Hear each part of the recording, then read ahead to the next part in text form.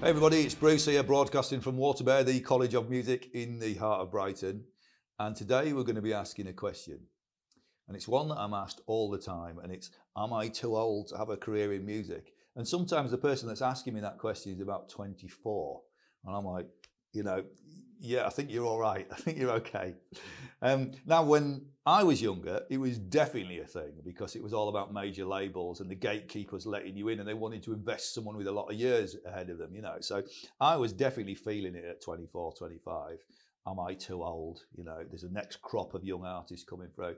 But why is it not like that anymore? Well, it's really simple. We don't need a record company. We've got a direct relationship with our audience and fans by music directly from the artist.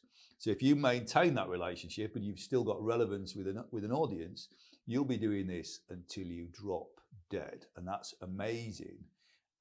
However, what we can't do is try and do it like we used to do. So, artists like me, we've learned how this works from younger people, because 2005, music industry fell over, didn't it? Because music became free, couldn't control file sharing, was impossible to monetize it back then.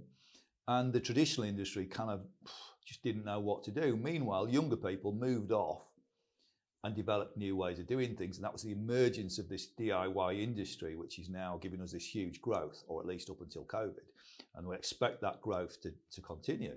So older artists have got to pay attention to that, and have got to be prepared to listen and learn and innovate and not be stuck in our ways, because it's not 1995 anymore. So it's about having future models or future-proofed models for rock and roll. So we've got to ask ourselves questions.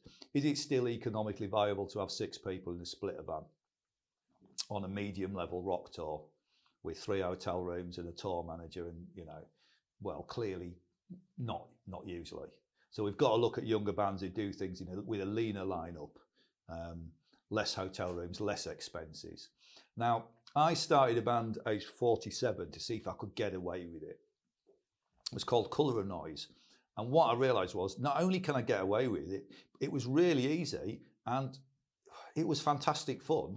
And the audience were very receptive and the radio still worked. So it was gloriously great to sort of re-energise my relationship with music outside my old band, which is a kind of heritage brand, I suppose. To be able to be allowed to do new stuff at that age was amazing. But I did make a few mistakes.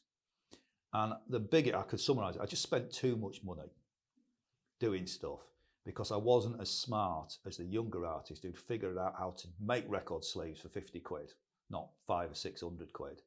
They'd discovered how to reach their audience with spending less money on socials, how to tour cheaper, everything, So the more I had my eyes open to that, the more I realised, it's a new way of doing things. Age isn't a barrier, but your capacity to change and learn, that's the limiting factor. So we can open our eyes, be humble, learn from younger artists, and the world is your oyster.